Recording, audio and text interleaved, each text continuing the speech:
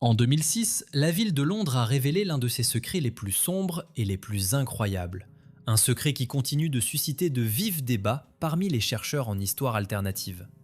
Pendant la démolition d'un vieil orphelinat abandonné depuis longtemps, des ouvriers sont tombés sur une anomalie architecturale.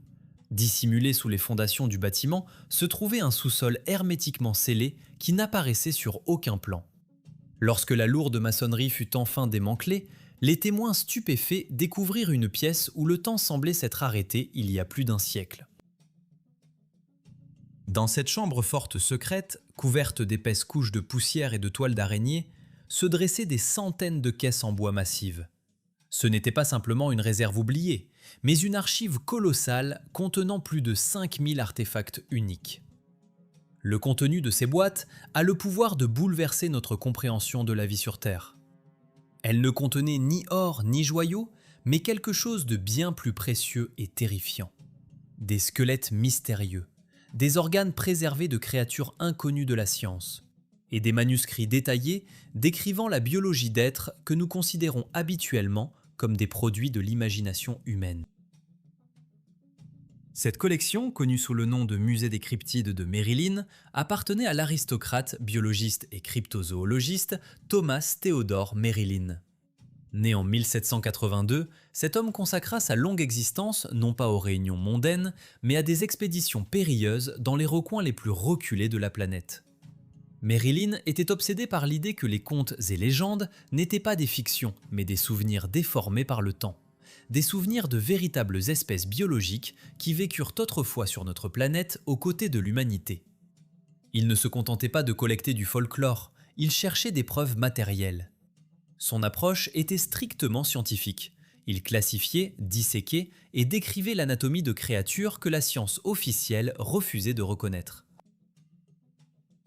Ce qui fut découvert dans ce sous-sol londonien suggère que notre passé n'était pas seulement technologiquement différent, mais littéralement merveilleux, dans un sens biologique. L'ancienne civilisation grouillait d'une incroyable diversité de formes de vie. Maryland a préservé pour les générations futures la preuve que les créatures mythiques étaient des êtres de chair et de sang. Sa collection contenait la preuve d'espèces supposées éteintes il y a des millions d'années, ainsi que de celles considérées comme impossibles par la théorie évolutionniste moderne. Imaginez un monde où les dragons ne sont pas magiques, mais une espèce rare de reptiles à la biologie spécifique. Un monde où de minuscules humanoïdes se cachaient dans les forêts denses et où des géants habitaient les montagnes. Nous sommes sur le point de nous plonger dans l'étude des preuves matérielles collectées pendant des décennies. Ce ne sont pas seulement des trouvailles isolées, mais un catalogue systématique où chaque exposition s'accompagne d'une description détaillée des habitudes, des habitats et des causes d'extinction. Les faits que nous allons examiner suggèrent que les légendes sont les documentaires du passé, et leur rejet par la science moderne indique seulement que l'histoire académique a été créée pour dissimuler la véritable image du monde. Même si nous admettons un certain degré de scepticisme, le volume et le détail de cette collection sont tels que la falsifier aurait été plus difficile et coûteux que de collecter de véritables spécimens. Avant de commencer à ouvrir ces caisses poussiéreuses pour mettre au jour des secrets capables de changer votre vision du monde, assurez-vous de vous abonner à la chaîne et de cliquer sur le bouton j'aime. Votre soutien nous aide à poursuivre cette enquête et à révéler la vérité si soigneusement dissimulée par les manuels scolaires. La chose la plus frappante concernant l'héritage de Maryland n'est pas seulement la présence d'os étranges, mais la manière dont ils s'intègrent dans l'écosystème oublié de la planète. Parmi les milliers d'expositions trouvées dans ce sous-sol, une place spéciale revient aux créatures qui ont inspiré terreur et émerveillement pendant des siècles. Des créatures que nous avons l'habitude de ne voir que comme des symboles du feu, de la magie et de la force brute de la nature. La collection de Thomas Maryland offre une perspective entièrement nouvelle sur des créatures que la science moderne relègue habituellement exclusivement au domaine de la mythologie. Au cœur de ces archives se trouvent les dragons, mais ici, ils n'apparaissent pas comme des esprits magiques, mais comme une espèce biologique complexe soumise à une classification stricte. Le chercheur ne s'est pas limité à des descriptions vagues. Il a identifié des sous-espèces spécifiques, étudié leur anatomie et même leur comportement social. Le représentant le plus impressionnant de cette famille est sans aucun doute Dracomagnus, un spécimen géant dont l'envergure, selon les calculs et les structures osseuses préservées, pouvait atteindre 76 mètres. Merrilin a abordé l'étude de ces géants avec le rationalisme froid d'un anatomiste. Ses notes détaillent la structure de ce que les légendes appelaient le souffle de feu. Il n'y a ici aucune magie, tout s'explique par une physiologie unique. Ces créatures possédaient des glandes spécialisées dans la gorge qui produisaient une sécrétion pyrochimique spécifique. Lorsque ce mélange combustible entrait en contact avec l'oxygène, il créait un jet de flamme dirigée capable de réduire la matière organique en cendres en quelques secondes. La collection contient des échantillons de tissus, de peau et même d'écailles, des ostéodermes, plaques osseuses dures qui servaient d'armure naturelle. Pour exposer le squelette, ces plaques ont été retirées de certains spécimens muséaux, mais leur présence confirme que les descriptions de peau de dragon impénétrables dans les sagas anciennes ont une base biologique réelle. Une autre sous-espèce n'est pas moins intéressante, Draco alatus, dont la structure alaire ressemble étonnamment à l'anatomie des ptérodactyles ou des chauves-souris. C'étaient des lézards à ailes membraneuses, parfaitement adaptés au vol dans les couches atmosphériques denses. Leur habitat était vaste, des hautes chaînes de montagnes du Népal aux territoires septentrionaux hostiles de la Sibérie. De façon remarquable, les dernières populations de ces créatures, selon les documents de Merrilin, ont été observées dans l'Himalaya au XIXe siècle seulement, où elles étaient sous une forme de tutelle de moines locaux. Cela détruit complètement la chronologie habituelle, affirmant que les grands reptiles n'ont pas disparu dans la nuit des temps, mais ont coexisté avec nous il y a seulement quelques siècles. Il existait aussi des formes plus petites, voire domestiquées. Par exemple, en Extrême-Orient, Draco fulminus était commun, une espèce souvent associée dans la culture chinoise au phénix. C'étaient des animaux ovipares, combinant des traits de reptiles et de mammifères. Des archives indiquent que le processus de leur domestication a commencé il y a des milliers d'années, à l'époque de l'Empereur jaune. Comme les loups, ces créatures se sont progressivement habituées à la présence humaine, se nourrissant de restes de poissons et de déchets des établissements humains, finissant par servir de gardiens pour le bétail et les foyers. La confirmation de l'existence de ces créatures se trouve non seulement dans les archives fermées de Merrilin, mais aussi dans des documents historiques publics, bien que souvent ignorés. Les chroniques européennes du XVIe siècle contiennent des témoignages d'une précision effrayante. Le livre des miracles d'Augsbourg et d'autres manuscrits décrivent des événements en 1533, lorsque des nuées de lézards volants ont été observées pendant plusieurs jours au-dessus de la Bohême et des terres allemandes. Les chroniqueurs ont enregistré l'apparition de plus de 400 individus à la fois, grands et petits, volant en formation. Ces témoignages, faits par différentes personnes en différents lieux, parlent d'une migration de masse ou d'une saison des amours d'une véritable espèce biologique, et non d'une hallucination collective de villes entières. Merrilin a assemblé les fragments épars de la mosaïque, des spécimens du Népal, des descriptions de Chine et des chroniques d'Europe, créant ainsi une image cohérente d'un monde où le ciel n'appartenait pas qu'aux oiseaux. Cependant, si d'énormes lézards ailés parcouraient le ciel européen il y a seulement 400 ans, et cela est considéré comme un fait avéré au sein de cette collection, une question encore plus provocante se pose. Si les dragons étaient une réalité aussi récente, qu'en est-il des créatures qui, selon la science académique, étaient censées avoir disparu de la surface de la Terre il y a des dizaines de millions d'années ? Si l'existence des dragons peut encore être rejetée comme des allégories médiévales ou des hallucinations de masse causées par des phénomènes naturels, le contenu des caisses suivantes de la collection porte un coup écrasant au fondement de la science académique moderne. On nous a enseigné depuis l'enfance une vérité immuable. Les dinosaures, les maîtres du Mésozoïque, ont disparu de notre planète il y a 65 millions d'années à cause d'une catastrophe globale. Ce chiffre est martelé dans nos têtes, comme un axiome ne nécessitant aucune preuve. Cependant, les archives de Thomas Merrilin contiennent des preuves matérielles qui transforment cet axiome en l'une des plus grandes erreurs de l'histoire de la connaissance. Une section du dépôt détaille un incident survenu lors d'un forum zoologique dans le Kent, en Angleterre, en 1915. Selon les archives, une femme nommée Catherine Mary est entrée dans une salle pleine de vénérables érudits, portant une grande boîte en bois.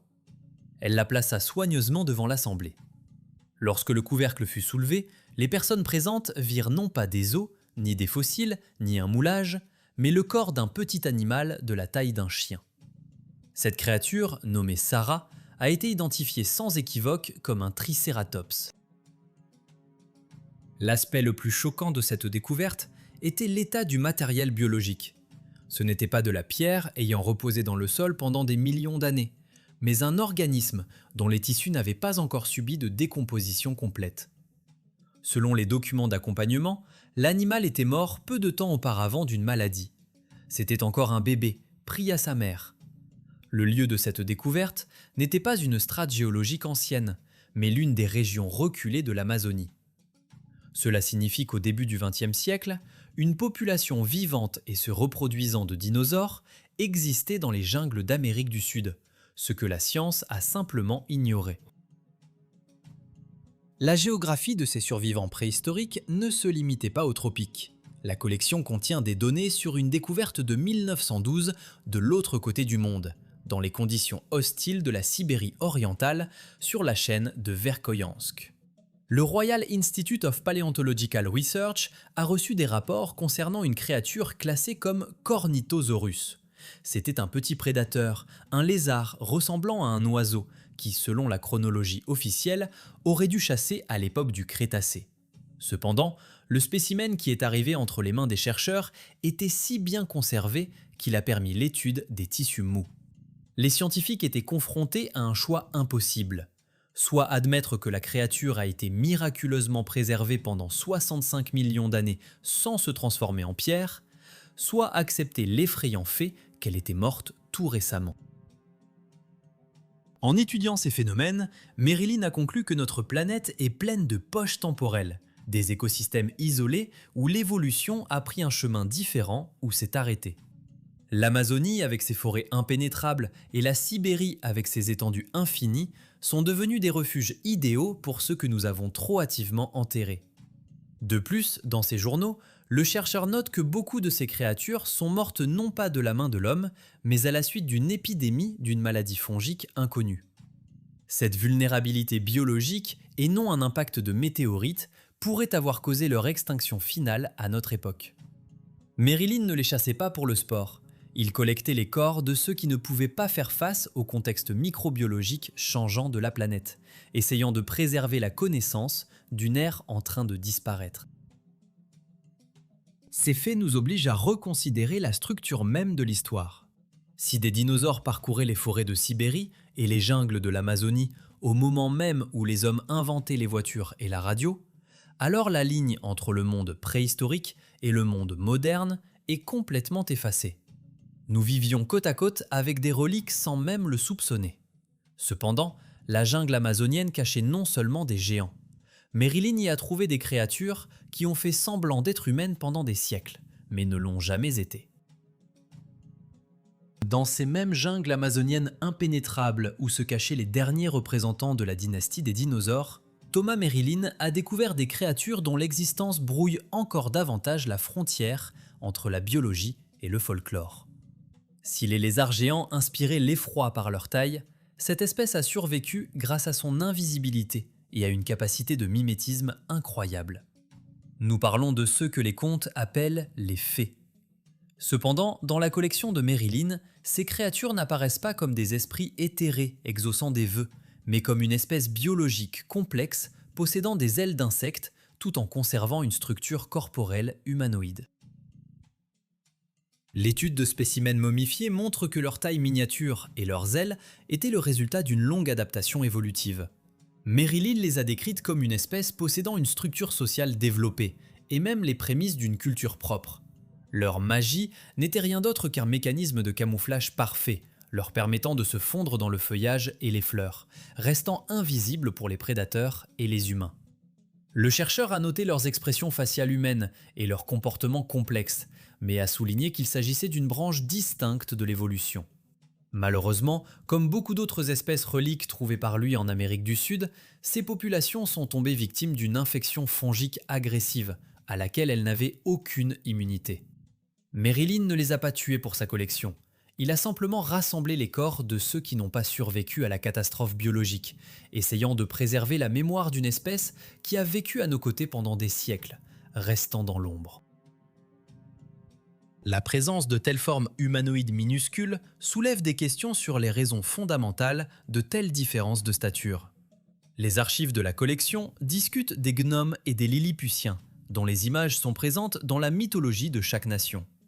Il existe une théorie audacieuse reliant leur origine à des facteurs extraterrestres, spécifiquement l'influence de la gravité. L'analyse linguistique suggère un lien entre le mot gnome et la racine mon ou lune. L'hypothèse avancée est que les légendes de nains souterrains pourraient être les échos d'une civilisation formée dans des conditions de gravité différentes, peut-être sur le satellite terrestre ou à une époque où les conditions sur notre planète étaient radicalement différentes.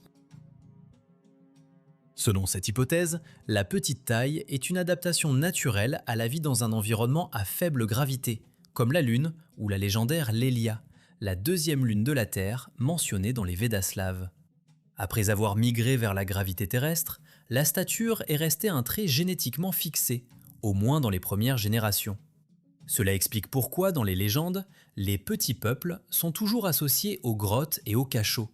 Peut-être cherchaient-ils des conditions qui les protégeaient de l'atmosphère inconnue et des radiations de la surface, créant leurs enclaves cachées profondément sous terre. Le monde souterrain, en jugé par les découvertes de Merrilin, était généralement riche en formes de vie bizarres que nous avons l'habitude de considérer comme des inventions de taxidermistes. Un exemple frappant est le soi-disant Wolpertinger, un lièvre cornu censé habiter les Alpes bavaroises. Wikipédia et la zoologie officielle le qualifient de canular, d'une plaisanterie assemblée à partir de parties de différents animaux. Cependant, dans les caisses de Merrilin se trouve le corps séché d'une telle créature. Ce n'est pas une effigie cousue, mais un organisme complet, présentant des signes de mutation réelle ou d'une espèce inconnue de la science. La présence d'excroissances cornues chez des mammifères pour qui elles ne sont pas caractéristiques peut indiquer des expériences génétiques complexes de la nature, ou même l'existence d'un écosystème entier de chimères souterraines dont nous ne savons rien. Merrilin a enregistré de nombreuses anomalies de ce genre, prouvant que la biosphère terrestre est beaucoup plus plastique et diverse que nous le pensons. Les lièvres cornus, les humanoïdes ailés et les peuples nains, toutes ces choses font partie d'une seule image du monde que nous avons perdue ou simplement cessé de remarquer. Cependant, alors que les petites créatures ont survécu en se cachant dans des terriers et en se faisant passer pour du feuillage, d'autres espèces ont choisi une stratégie complètement différente. Elles ne se cachaient pas, elles dominaient. Et ce sont elles qui constituent une menace mortelle pour notre espèce, engendrant les légendes glaçantes de monstres dévorant les hommes. Alors que le monde des petites créatures restait caché grâce à leur art du camouflage et leur désir de passer inaperçus, d'autres habitants de l'ancienne Terre ont choisi la voie de la force et de la domination. La collection de Thomas Merrilin contient l'une des sections les plus troublantes, consacrée à des créatures que l'humanité appelle depuis des siècles des loups-garous ou des hommes à tête de chien. Cependant, selon les documents d'archives, derrière ces noms ne se cache pas le mysticisme de la pleine lune, mais une brutale réalité biologique. Le chercheur a classé cette espèce comme Homo lupus, des hominidés intelligents représentant une branche parallèle de l'évolution qui s'est développée parallèlement aux humains. Ces créatures, dont les crânes et squelettes sont présentés au musée, possédaient des caractéristiques physiques impressionnantes. Les adultes atteignaient une taille de plus de 2 mètres et se distinguaient par une puissante musculature. Leur société est décrite comme strictement patriarcale, ressemblant à la structure sociale de certains primates, mais avec des signes d'organisation élevés. Il existe des preuves qu'Homo lupus possédait les rudiments de l'agriculture et avait sa propre culture, faisant d'eux non pas simplement des animaux, mais une civilisation à part entière, en compétition avec les humains pour les ressources et les territoires. C'est probablement ce conflit qui a formé la base de nombreuses légendes sur les guerres contre des monstres. La découverte la plus choquante de Merrilin fut l'explication du phénomène de lycanthropie. Pendant des siècles, la transformation d'un humain en bête a été considérée comme une malédiction ou le résultat de sorcellerie. L'analyse scientifique menée par le cryptozoologiste a montré que la nature de ce phénomène est virale. Homo lupus était porteur d'un agent pathogène spécifique, une souche désignée dans les archives comme le virus de la bête ou une forme ancienne de lupus. Ce virus portait des informations génétiques capables de restructurer radicalement l'organisme de l'hôte. Pénétrant dans le sang d'un humain ou d'un autre primate, il provoquait une division cellulaire rapide et traumatique, entraînant une croissance incontrôlée des tissus osseux et musculaires. Le processus de transformation, que les films d'horreur montrent comme un changement instantané, était en réalité une reconstruction biologique douloureuse. Le virus faisait allonger les mâchoires, changer la forme de la colonne vertébrale et se couvrir la peau d'une épaisse fourrure. Pour la plupart des individus infectés, ce processus se terminait par la mort. L'organisme ne pouvait tout simplement pas supporter la charge colossale d'une mutation aussi rapide. Ceux qui survivaient changeaient d'apparence pour toujours, devenant ces mêmes loups-garous dont nos ancêtres parlaient avec effroi. Cela explique pourquoi les légendes de loups-garous sont répandues dans le monde entier. La nature virale du phénomène ne connaît pas de frontières géographiques. La collection contient également des références historiques directes. L'un des crânes, présentant une forme canine allongée caractéristique, est lié à la figure de Saint Christophe. Dans l'iconographie chrétienne primitive, ce saint était souvent représenté avec une tête de chien, ce qui a ensuite été déclaré être une allégorie ou une erreur de copiste. Cependant, la présence d'un véritable crâne à tête de chien suggère que Christophe aurait pu être un représentant de l'espèce Homo lupus, ou un humain ayant subi une mutation et s'étant intégré à la société humaine. Cela renverse la perception de nombreuses figures historiques et de saints dont l'apparence inhabituelle a été effacée par les rédacteurs ultérieurs de l'histoire. L'étude de ces créatures impliquait un risque mortel. Les archives mentionnent le sort du chercheur Édouard Harel, qui a consacré sa vie à observer une population de lycanthropes dans les forêts d'Amérique du Nord vers 1820. Harel ne se contentait pas d'observer de loin, il essayait de comprendre leur mode de vie et leurs liens sociaux. La tragédie de son travail scientifique fut qu'il devint lui-même la victime de son sujet d'étude. Ayant été infecté par la souche virale, il documenta les premiers stades de changements corporels irréversibles à partir de sa propre expérience. Ces notes s'arrêtent brusquement, mais elles servent de rappel sinistre. Les frontières entre les espèces sont fluides et les agents biologiques du passé sont capables de transformer un humain en monstre sans aucune magie.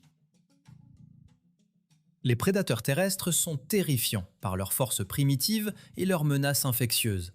Mais même eux semblent compréhensibles comparés à ce qui se cache dans les coins les plus inaccessibles de la planète.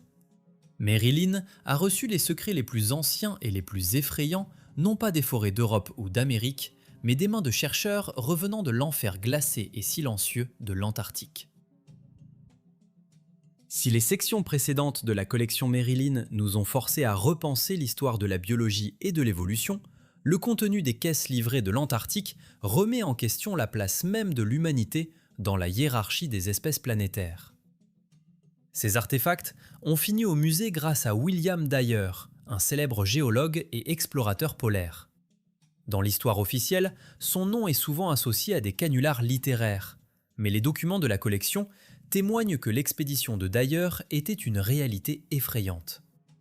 Il a remis à Mary Lynn des documents concernant la découverte d'une ancienne cité, une superstructure cyclopéenne cachée au plus profond des glaces du pôle Sud. Selon ces archives, au centre du continent glacé, les chercheurs ont trouvé les ruines d'une forteresse s'étendant sur plus de 300 milles. L'architecture de cet endroit, nommée les montagnes de la folie, n'avait rien de commun avec la logique ou les proportions humaines. Ce n'étaient pas de simples bâtiments, mais les vestiges d'une civilisation technologique hautement développée qui a prospéré sur Terre bien avant l'apparition des premiers mammifères. Mais la chose la plus terrifiante n'était pas cachée dans la pierre, mais dans les spécimens biologiques rapportés de ce désert glacé. Les créatures trouvées là ressemblaient à un hybride complexe d'organismes marins et d'humanoïdes, possédant une symétrie radiale et des tissus capables de résister au froid et à la pression extrême. Ces découvertes antarctiques font écho de manière étonnante à une autre partie de la collection consacrée à l'ancienne Sumer et Mésopotamie. Merrilin, comparant l'anatomie des créatures polaires et les descriptions des divinités sumériennes, est arrivé à la conclusion que nous avons affaire à la même civilisation globale de profonds. La mythologie suméro-akkadienne mentionne souvent les Abgalus, 7 sages émergés des eaux de l'océan mondial, l'Abzu, pour enseigner aux hommes l'artisanat, la science et la construction des villes.